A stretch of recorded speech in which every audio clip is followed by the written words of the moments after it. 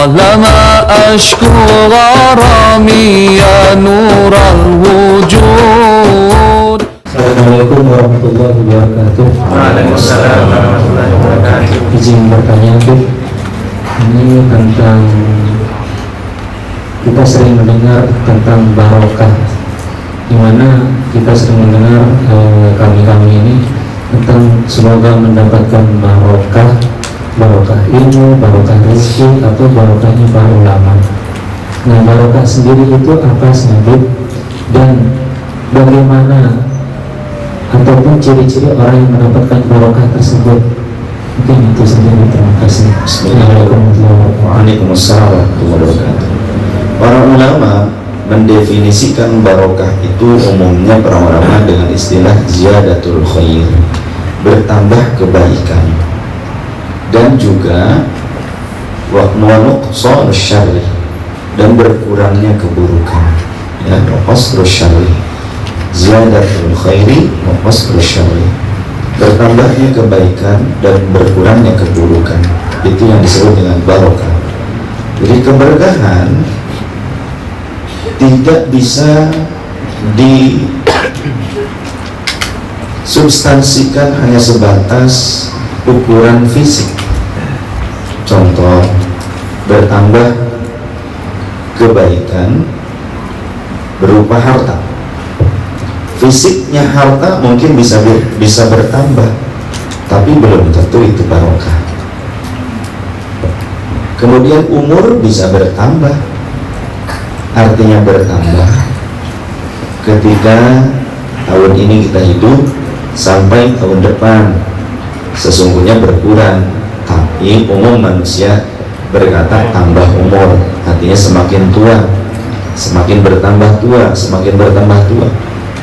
Ada orang kalau melihat orang yang ternyata umurnya panjang dianggap barokah, tapi belum tentu, karena umat terdahulu banyak yang umurnya panjang-panjang tapi juga ternyata justru maksiat kepada Allah Ta'ala.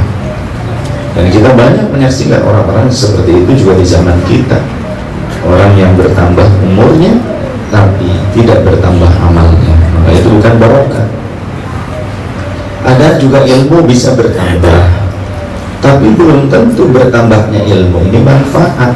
Maka kalau ilmu yang bertambahnya tidak bermanfaat, ilmu yang dengan ilmu justru semakin sombong, semakin ujub, yang dengan ilmu seseorang semakin nipu orang lain, maka tidak bertambah. Sebagaimana Rasulullah Shallallahu Alaihi Wasallam bersabda, "Man talabal ilma liyujaziya bihil ulama aw liyumariya bihis sufaha."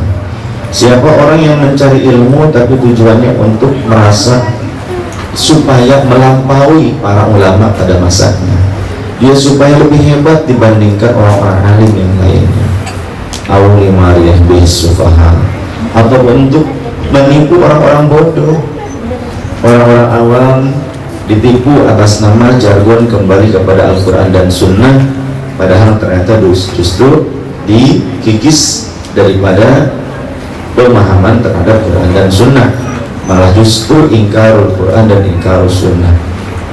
Ya, belajarnya ke Timur Tengah, hafal Quran, ya bertambah kan berarti ilmunya, akan tetapi tujuannya untuk nipu umat. Pokoknya yang Sunnah dianggap saja bid'ah, supaya apa? Dapat kocoran real dari Arab Saudi, dapat kocoran dolar dari Singapura, dari Australia, atau dari Amerika, atau dari Inggris, Euro. Yang penting apa? Yang penting bisa menghancurkan Islam. Kemudian orang ini yang penting dapat duit. Orang-orang di luar sana mencari uang besar, yang penting orang Islam hancur oleh orang Islam sendiri, begitu. Perang saudara, halal darahnya orang Muslim, sehingga orang Muslim seperti apa? Orang Muslim dianggap syirik, tauhid, khurafat, sehingga kita menyaksikan adanya upaya pembunuhan seseorang, yang dua orang manusia yang menganggap dirinya Muslim, tapi yang dijadikan target pembunuhannya juga seorang Muslim. Nah, yang ngajarin kepada dua orang ini itu ternyata juga orang-orang yang memperbanyak hafalan Quran, Artinya kan ketika menghafal Quran semakin banyak ilmu. Orangnya juga selalu ngaji, tapi ngajinya ilmunya salah.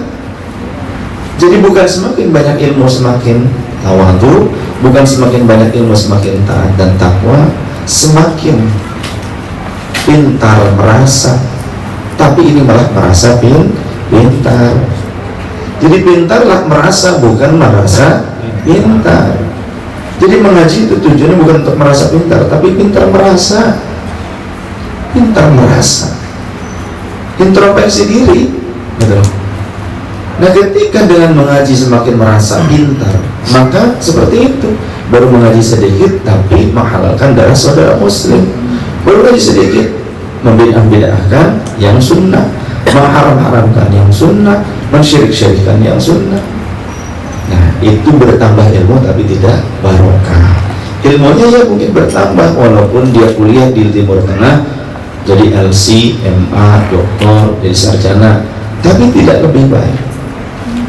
Ada juga orang bertambah ilmu karena kuliah, tapi justru semakin tinggi pendidikannya, menjadi mahasiswa kata dia, tapi juga maha bobrok kelakuannya, perilaku-perilaku yang tidak terpuji.